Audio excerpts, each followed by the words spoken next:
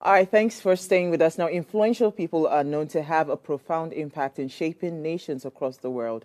Influential global figures such as Mahatma Gandhi in India, Martin Luther King Jr. in the US, Nelson Mandela in South Africa, Margaret Thatcher of the UK, Malala Yousafzai, a Pakistan activist, amongst all others, right, contributed to nation building in different ways. Here in Nigeria, the visionary leadership of Dr. Nnamdi Azikiwe during the independence movement to the resilience of Fela Anikulapo Kuti in challenging societal norms through music. Nigeria's influential figures have also, shaped its cultural, political, and social landscape. All right, so join us to have this conversation is an advocate for a new Nigeria, a human rights activist, a content creator, Peter Aka. Is it Akas or Aka? Aka. Aka. Very correct. Also known as Randy Peters, that always make sure that people must give their life to Christ. Thank you so much. It's such a privilege to have you on the show. It's an absolute pleasure. I want to say, by the way, I love you. Like every time I'm on TikTok and I stay, I make sure that I listen to your skits because you just give me so much joy. I don't know, I just love the skits because it's just like there's a way you must connect it with your koboko that you have to give your life to Christ. So hearing you speak about what's it called, the things that happens in our nation and the things that are happening within the political landscape, I say yes, this is it. So you have to have some level of, so I get it that we're influential, we're gathering a lot of momentum when it comes to content, when it comes to creativity, when it comes to entertainment. But at the same time, right, for us to have any meaningful growth or impact in our country, Nigeria, we still have to have a blend where we are just not talking about all the things that we love to do, but we're also talking about the things that matter. So thank you so much again for joining us. First of all, I love your shirt, Justice for Nigeria. Thank you. We must find justice for Nigeria. So tell me, when you look at our nation today as it is, right, what do you think? Where do you think we are as a people? Is it as bad as it's painted, or maybe it's in our head? Thank you very much. It's a pleasure to be here once again. Nigeria is not just as bad as it is, or as it is represented. The truth of the matter is, without sounding as, a prophet of doom, whatever you think is the extent to which Nigeria is bad, it is actually worse. And the greatest tragedy about our country is knowing the fact that there is no rock bottom. There is no worst case scenario in Nigeria. The fact that things are this bad does not mean it cannot get worse. There was a time where we thought that maybe the former president Jonathan was so bad, we had to occupy Nigeria. People needed the president to leave. 8 years after change, our next level. People thought Buhari was so. In fact, part of the North, after shouting "Say Baba" for some time, started saying Bama so, meaning we do not want again. Now we are into another. So for even persons to begin to say that maybe Buhari was better, maybe Jonathan was better. So you ask yourself the question, are we making progress? Are we retrogressing? Are things actually getting better or even worse? So it is up to all of us to answer with the indices that we have on national development. That's deep. Very deep. All right, so I think that, let's even delve into the issues of having influential people, in Nigeria, or influential people literally shaping, the landscape. We've seen the likes of Nelson Mandela, you've seen a lot of them, even prior colonial era. We've seen those who actually are forefathers, the reason why we have independence and all of that. Heroes past. Heroes past, if you like to say. Do you think we still have heroes present in Nigeria? First of all, what does it mean to be a person of influence? To be a person of influence, it means you have done certain things in certain quarters and you have succeeded. And you have gained the kind of prominence that your words or your actions begin to shape certain things and they carry some weight around. So the question about Nigeria and our sort of influence is asking ourselves the question that what exactly is our, passion about life? For you to be influential, you must be passionate about something. If you became influential, it's because you had an environment to thrive. You had opportunities that were given to you. Now, would you sit down and say because you have had those opportunities, you have used them to climb the ladder, And now when you get to a point, you shut the door such that no one can go through that door again. The process should be that people should have a seemingly fair, easier shot because you had that opportunity. The persons you mentioned, Nelson Mandela, Martin Luther, these are people who saw a bigger assignment than themselves. They discovered that they were a small part of a very great thing. And the risk of being influential and not helping build society is knowing that even what you think is your area of influence can fizzle out before your eyes. Nothing is permanent. You might be a media mogul, you might be an influential actor, you might be an influential, whatever it is. And tomorrow you have a government that comes and is not tolerant to any of those things and upturns everything. Yeah. And also the influence that you so, adore is gone. No, so I think that, we're literally taking it from the angle of what the people are before they become the influence. Yeah. If you look at the story of Nelson Mandela, if you follow through Nelson Mandela, Nelson Mandela did not become Nelson Mandela because he was Nelson Mandela. He became Nelson Mandela because of what he did. He did, yeah. So the question now is, do we have people who are literally, who are like Nelson Mandela? Can we point to Nigerians at this point in time? Can we look at anyone in any sphere and say, hey, this person is towing the lane of Nelson Mandela? Well, is that even possible? You know why I say that? Is that possible? Because where we are right now, I see that a lot of people have activated survival mode. Yeah. Do you understand what I'm saying? Yes. So you know all this when they talk, say you have to have a cause that is higher than yourself. The person's the hunger cannot even allow the person to have. Do you understand? So Nelson Mandela, right, had a level of what's it called? Would I call it patriotism or call to just do something other than himself? That's why he could go through all that stress, eating different cockroaches and insects in the prison. Who are the people today? Do you understand that would say, you know what? Let me forget that I am hungry. And there is a problem, there's a crisis in Nigeria. And you know what? Then build and see how we can then probably bring Nigeria out of that crisis. To answer her question even directly, yes, there are people in Nigeria who are, passionate enough or patriotic enough to want to support and build their country. Just like Nelson Mandela. It was what he did that made him influential. But the issue about Nigeria is the patriotism will have to begin with the leadership.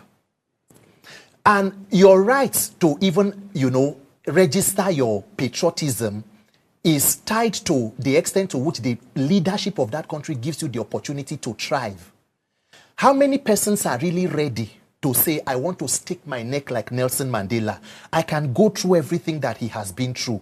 Nigerians at a point do not even see a need to be patriotic because they ask themselves, what exactly is in it for me? And if I die? If I die, I just die. It would have been worthless. I mean, we're talking about persons who died at the October 20th, 2020 toll gate issue. The government has not even come out to say if we even acknowledge that so number are dead. These are issues that you mentioned. Fela Anikulapo Kuti, who started, most of what Fela sang 30 years ago are still in Nigeria today as we speak. These are people, so there are Nigerians. What we just need to do is to connect the fact that we cannot just become so hopeless or helpless or despondent, but we must continue to see how those little trickles of passion that we have, those persons who are heroes present, as she called them, ignite the fire for us to get it done even today. If it were possible before, we can still do it today. So I wanted to actually come in to say that to expect patriotism to start from the leadership is like trying to be unrealistic about nation building, right? People like Nelson Mandela, the Mahatma Gandhi, we call their names now, and they became leaders, like she said, they became leaders because of the resistance. At the point when they started resistance, they were just like normal people. They were like fowls who came out during the toll gates and who made music, who encouraged Nigerians. Nigerians have the capacity to build a nation, but you're not going to... I don't think that it's ideal to request that to start from the leadership. The problem is the leadership. They are the people that we need to resist, right? So to expect that your oppressor will also be your savior, unrealistic. So we have to start from recognizing that there are Nigerians who are already resisting. Perhaps we can band together, and we have issues now that people back in the day didn't have. I casually told a friend of mine who is in the military, how easy will it be to, try and resist people today the way that people did back in the day? And he said that before, communication travels very slow because the channels weren't quite as open as today. Today, if you plan the coup today, before you get home, they would have been waiting for you at your door. So some of the problems that we have currently are not the problems that people had back in the day when they were building resistance. So it's like we have to recognize what is important to us today, the people that we want to build with today, and build with them, and not require the states to do it. I don't know if that's something you agree with. Yeah, I completely agree with you. So there are two things. We're talking about patriotism in terms of nation building, which has to begin with, the example will be set by the leaders. But now acknowledging that the leadership has failed, yes, and the people will have to begin a movement or a process of fixing it and holding government accountable, absolutely has to begin with the people. And that is why, as Nigerians, we must become uncomfortable with our current situation. Because whatever situation that you are ready to manage, you are not likely to change. If you continue to express hope, oh, now just 4 years, after 8 years, it go come out. Where it is as we are as a nation today, we are almost at the brinks, at the tipping point. Nigerians must realize that the political system as it is today is literally the weapon formed against Nigerians. And the earlier that all Nigerians come together and say, look, set aside religious, ethnic differences, and let us be that small part of a great thing that does little things together, becomes a great thing to save this country in the best interest of all of us. That works in that way. It has to begin from the people realizing that. So I'm happy you said that, and I want to come back to what Buffer said, but I think it glossed over the conversation.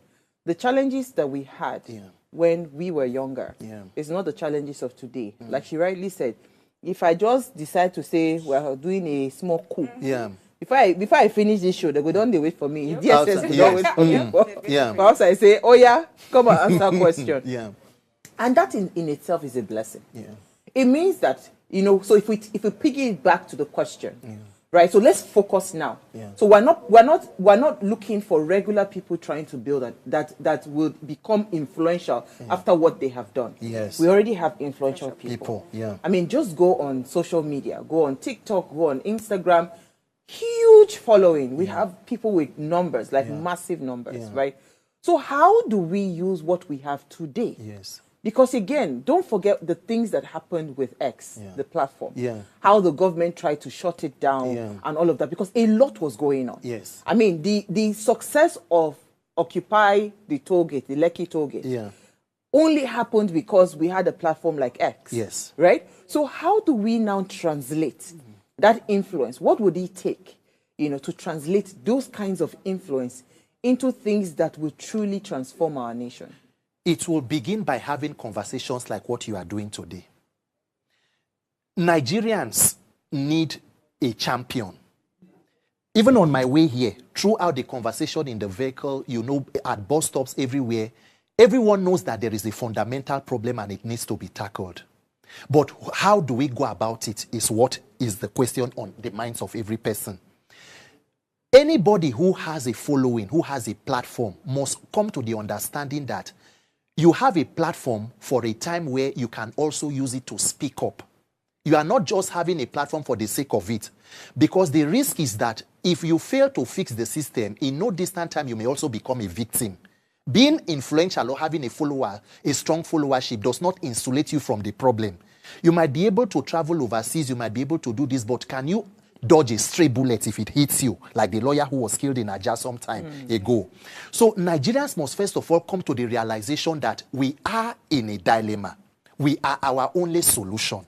Now, how do we come together and have this conversation, put a spotlight on it, and begin to extend that hand of fellowship and say, look, what are our issues? How do we begin to solve them? Gradually, just as you admitted, the issue of NSAS began on X as a conversation. As it continues to build, it trickles down. Somebody begins to talk about it. Before you know that, it gathers steam and becomes what it became the last time. That is what will have to happen in Nigeria. Everybody will have to redirect their focus to where focus is needed. Take out your distractions and know that it is our lives. We are all victims. We no one talk, we no one talk, we no one die, we no one die. People are dying in Benue, Plateau, Zamfara. So do we fix it or do we continue to just talk? You know what? So let's take a very short break, right? When we come back from that break, we'll continue this conversation. I think it's getting a lot more interesting. Stay with us.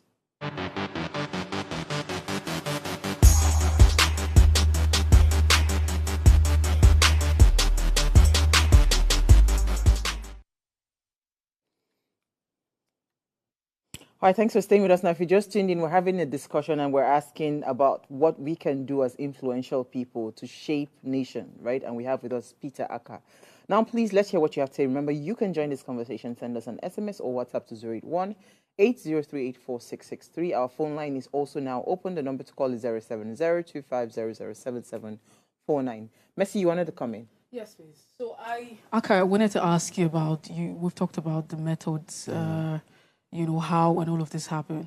Because we already had, literally mentioned role models or like people whom we think did great stuff, and literally not we think it's in history book, the likes of Mandela, Martin Luther King, Margaret Thatcher. The list is almost endless.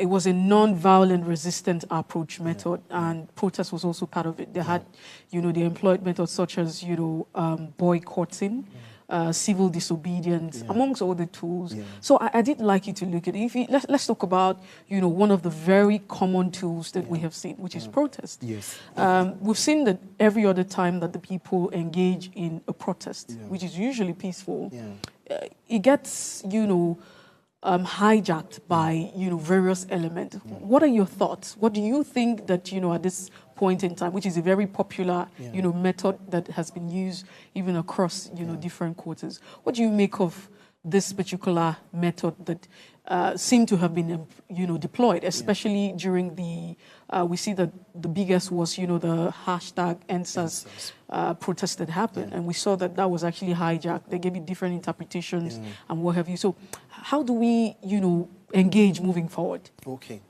The straight answer to it is that if you look at the antecedents from the movements of Martin Luther King to that of Nelson Mandela, no matter the unconventional means that you decide to begin, a peaceful movement or whatever you would call it, it has to be if you deploy their own powers, to scuttle that ambition of what the people want to do.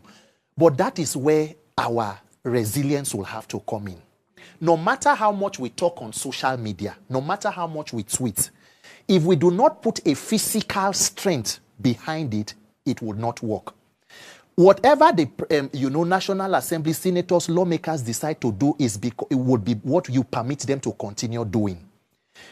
If we will make it clear that it has to be a peaceful coming together, we have a right to peaceful assembly, even if most times it's just on paper and not so implemented. But that is our only tool to make sure that we demonstrate to these persons that we are a peaceful people. What we are only doing is demanding what is rightfully ours, holding government accountable so that government can work for everybody and not just a handful of persons living in extreme wealth and luxury against the majority living in poverty or extreme whatever it is called. So that is the simple answer. No matter what we do, we will have to deploy boots on the ground or legs on the streets, calling the attentions of the authorities to say, look, we are dying. Right. We need help. Please go in. So two things that we've said here. Yeah. When we say that a movement for a resistance is peaceful, that it is non-violent, we're implying that there was no bloodshed. Do you agree, as a student of history that you are, that any kind of resistance, has been successful without bloodshed? That's number one. Do you also think that when we say that resistance has been non-violent, we're glossing over the people who lost their lives to ensure that that thing came to be? That's number one. Two, you mentioned that we have to take a stand to say, a few people cannot be the ones gaining everything from our economy. The masses have to gain something too. Do you think a strong man that knows that he's in power, that is in charge of you, is going to willfully release his power to you? Are we surprised when we see that the government influences protests to say that they're violent, that they killed people? They put crimes on top of people who died at the toll gates. Is that not something that you expect? Thank you. In fact, beautiful question, and there are about three. You mentioned about three issues, so tied in one. So let me see how we can unpack. First of all, without glossing over the fact that people died and all of that during protests or movements like that, rest in peace to the persons who lost their lives. Do I understand that there can be no movement without bloodshed? My dear sister, what is your other option? To sit back, do nothing? Blood is being shed without protest. As we are talking, people are being killed. Benue State, people cannot even go to farms. Agatu, Guma, go to Plateau, Rio, Mango, Zamfara, Katsina. Bandits are running sub-governmental levels under a government. You heard of the lawyer or the judge who was kidnapped with her family. Yes. You have had her first son killed.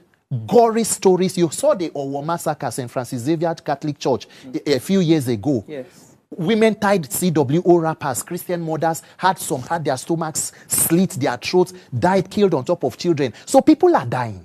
The question is, are we ready to take the courage to demand that we do whatever it takes as a peaceful, democratic people? Whether, from your last question, whether the government has appetite to willfully give, nobody will willfully surrender what is beneficial to them. You have to prove the point to them that, look, your time is up. Whatever it is that has been, you know, the fiasco around all of this mismanagement and recklessness in leadership, the power of the people must always be greater than the people in power. And when we come together, there is nothing we cannot achieve. Okay, so Peter, let's bring it home. Okay. Nyesom Wike said something last week, and I thought that was a very powerful statement that should not be glossed over. Yes. Because the same thing happened in Lagos. Yes. Where people were warning a certain tribe that do not come out, do not vote. And Yes. Nyesom Wike said, don't think that what happened in 2023 would ever repeat itself. Yeah. That's the height of confidence that you are not even, Yeah. So for me, when I heard that statement, chills came down my spine. Yes. That how can a minister openly admit that you circumvented the will of the people? Yeah. That was one. Edo State now, there's an election coming up. Yes. And the thing that flood could scatter Was the thing that is supposed to help us ensure that we have a transparent election. Yeah. Please help me make it make sense. I don't know how to address you, whether auntie or Mrs. No, call me Uwa. Uwa. The statements or the remarks of the minister, to say the least, were unfortunate. But it is a pattern. It is not new. In fact, those remarks also extended to a sort of, subtle, not subtle, direct, threat. And it even took a swipe at the sitting senator for Abuja, the woman. Yes, that's to Senator Ikingbe. That was the person he was addressing. And mind, needless to remind you that the FCT minister does not vote in Abuja. His polling unit is in Rivers, in Port Harcourt. But he's telling you that Abuja is my territory. Yep.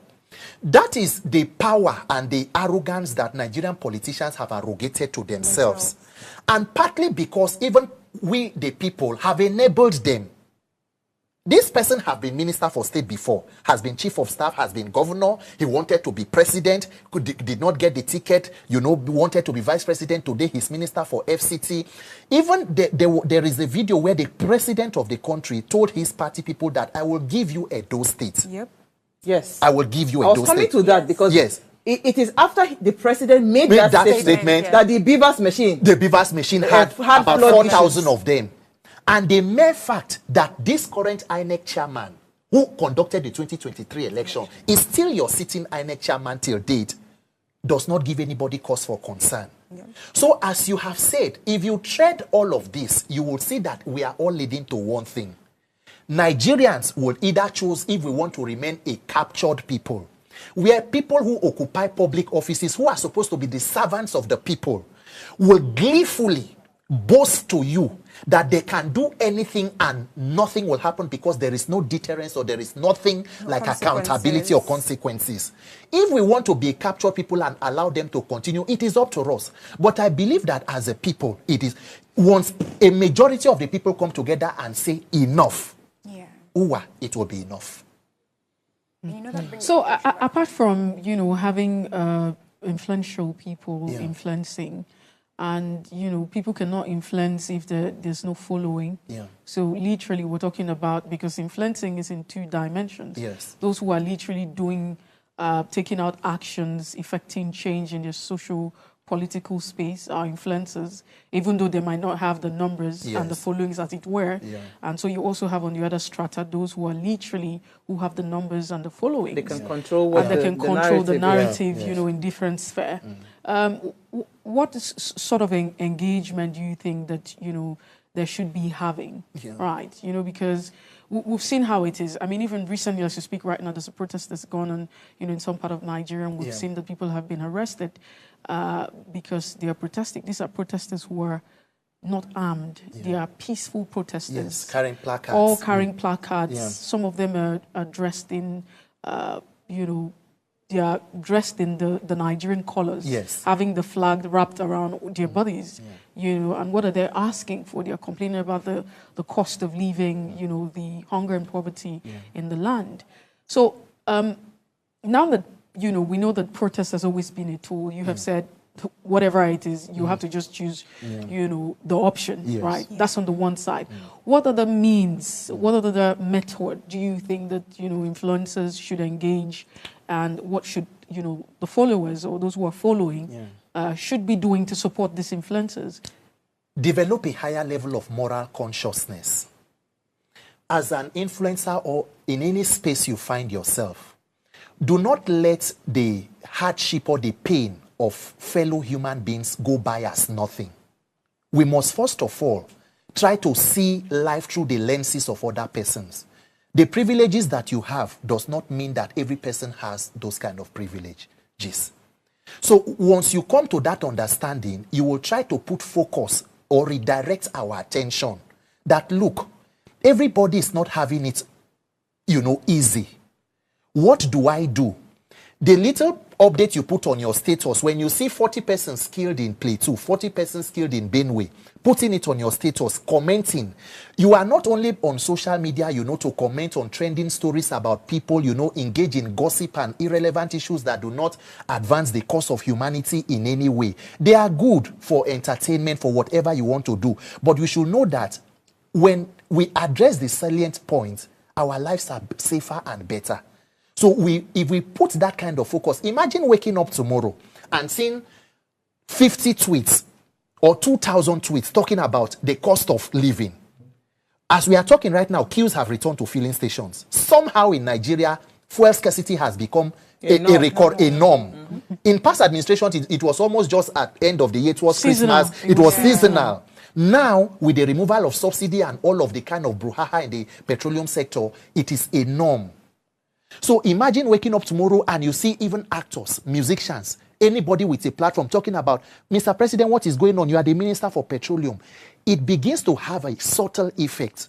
The government knows, no matter what they throw as the stone of distraction, you look away. Very soon now, Big Brother will come. Nigerians will move. Who do you think are the sponsors of Big Brother? But I'm a bit worried, just as we delve into the text and all of that. I'm just worried. I don't think that we have, because when we begin to compare ourselves and begin to look at the likes of Nelson Mandela and have them in conversations like this, I mean, it's so much. We can't even stand, we can't even, be close to the feet or close to the garment of the likes of Nelson Mandela, because these men were literally selfless. Yes. They had nothing at all to benefit from all of this. Yeah. There was no interest whatsoever. It was not because, do you think we have these selfless people? Do you think that these influencers that were demanding all of this even thinking about the people? Do they even have the interest? Does it even bother them? Conversation is needed. Yeah. Do you understand? This is why this conversation is needed, because I agree with you. Yeah. Now, look at movies. Yeah. Do you understand? You will speak to producers, they will tell you Nigerians only like feel-good things. As far as I'm concerned, that's why I cannot go to any cinema to watch a Nigerian film. Because as far as I'm concerned, it's a waste of my time. Same thing with the reason a lot of these nations that we so admire, why things change for them. Look at Sarafina. They created movies. Yeah. They told their history. They told their history. Yeah. Where are they? In Manhattan. Do you understand? There are just too many of these movies that they have created. But look at us. Yeah. We want to create film. We just go to the cinema and they just act. In fact, I don't even want to, because then they're not come for me. But you guys can come for me. It's okay. No. Because we have to tell ourselves. Look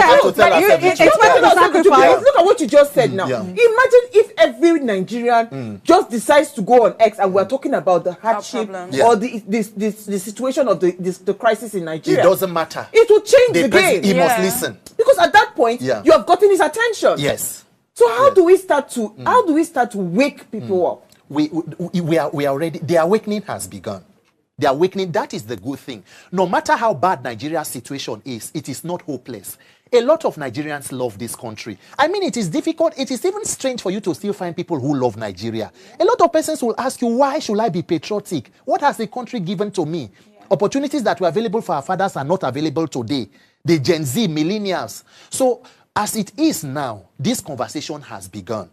It is my hope that persons, you see me on social media every day, no matter what I do, everything I do is tied towards one thing, ensuring that humanity is better beginning from my country. Nigeria has to be better than how I met it. And in this Nigeria, we don't die here, we live here. Nigeria will be great because Nigeria has you and I. So the conversation as it continues, gradually, you will not force people. The hand of incompetence of leadership is long enough to go round. And poverty and hunger is a denominating factor. Yes, so it levels everybody. Yeah. Today now, everybody is talking about fuel. Whether you were part of a Yoruba, Ronu, a Milokon, obedient, articulated, you are not buying fuel different. You are not buying bread differently. And the flood is hitting. The flood is hitting you. If you like, stay even in VGC, the highbrow areas. Flood is hitting anybody who, lives where there is no proper drainage. So that is the common denominator. Everybody will come around. And by the time we come around, we'll begin to ask ourselves, what should we begin with? Which is electoral reform.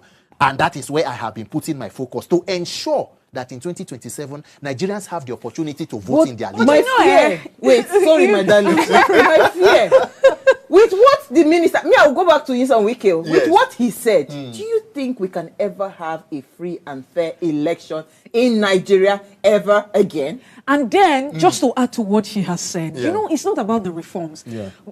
I don't want to say the word, we're national television. Yeah. But the truth is, I was devastated because I was part of the people who literally were monitoring this election. I can tell you how sad I felt. Not sad about the outcome, but sad about the process. Yeah. Because, of course, if I'm sad about the outcome, that means the process that led to the outcome was truncated. Yeah. The question is, there was an electoral reform. Yeah. The introduction of the BVAS was the best thing that would have happened. Yeah. We remember the time where a lot of people were lauding President Muhammadu Buhari for signing the Electoral Act. And I remember a governorship candidate or aspirant in one of these states who was literally saying, I am not a fan of Muhammadu Buhari, but for the fact that he had given access to that electoral act, it's like when they signed it, I realized that would happen. But even with the introduction of the BVAS, we still had all of these issues. So I don't think that it's about the reform. It's about the people. No, my dear, my very beloved sisters. In fact, look, thank you for this conversation. It is not about the BVAS. Nigerians, it is not about the electoral reforms. It is about the electoral reform. But look, we will have to pay attention to detail. The 2022 electoral bill that was signed by President Buhari was a setup for what happened in 2023. What we need to do is to pay attention to strengthening that bill, that law. Once you sign a law and you say that we want to do electronic transmission, but you leave it to the electoral umpire to decide how he wants to conduct it. And immediately the result is, Nigeria spent 313 billion on last year's election. And immediately the results came out. The President Buhari said that anybody who is not okay, go to court. President Buhari, all the time he contested for presidency 3 times before he won the 4th time. Anytime he lost, he went to court. And the court upheld the result of the person in power. So what we need to do is to ensure that we insist on strengthening that law. That is our only option, no? Because if you decide not to go through the electoral reform, what other pattern do you want to use to pick your leaders in a democracy? We are not a monarchy. So I totally understand. Unfortunately, we ran out of time. Just one comment. So Derry Piscasso says, if we're sincere about the national development indices, we are in a retrogressive state. Okay. Side note, the lady in red is beautiful and she has a lovely voice. Okay. Maybe that's your fan. I'd love to hear this good man speak again. He speaks from a place of immense knowledge and clarity. And Talent Speaks says, amazing conversation. I mean, we love you. Thank you so much. Thank you. I said it that I knew we were going to have a great conversation. And please be a friend of the house. Because for me, I think the only way, and this, with what you've said, you acted what you know how you put your money where your mouth is. Because some people, they are activists on social media. When you invite them for conversation, they will ask you what platform. You didn't do all of that. It means that for you, it is the issues that we need to push forward. And as we keep on pushing those conversations, spreading the videos all over the place. Let people just hear. Yes. And maybe some level of change will happen. So the lady with the beautiful voice, you want to say something quickly? Somebody's admiring you. I want to just quickly say that when we give the impression that any kind of resistance will happen without bloodshed, we're deceiving the people that we need to partake in the process, right? So we need to start saying that this is what it will cost you, right? We need to have that conversation. That's number one. Two, for influential people that we're holding to a certain standard, it's an issue of, it's a matter of demand, you know. If people want feel-good movies, these are businessmen. They will do feel-good movies. So we, as the populace, we need to say that when this content comes out, we will consume it. Even if the larger populace will not consume the kind of content that will teach history and get people to, you know, rise up, we will consume it. So we need to do that. I think we need to owe them that. Let's leave it for our guests. Final comment. Nigeria, as bad as it is not a hopeless situation. It would be difficult, but not impossible. Great nations are nations that were built by resilient people who, in spite of all the challenges, were determined to make a difference. Nigeria will be great because Nigeria has you and I. We are our last hope. Let us come together and salvage this country for the best interest of all of us. Thank you so much for having me. Thank you so much. Thank you so much. I think we had a fantastic conversation. Let's see you continue after this. Thank you. Before we go, ensure you subscribe to our YouTube channel. Follow us across all our social media handles. And if you missed our quote for today, here it is again. True leadership lies in guiding others to success, in ensuring that everyone is performing at their best, doing the work they are pledged to do, and doing it well. We'll see you guys tomorrow live at 8 p.m. as we bring another great conversation to your screen.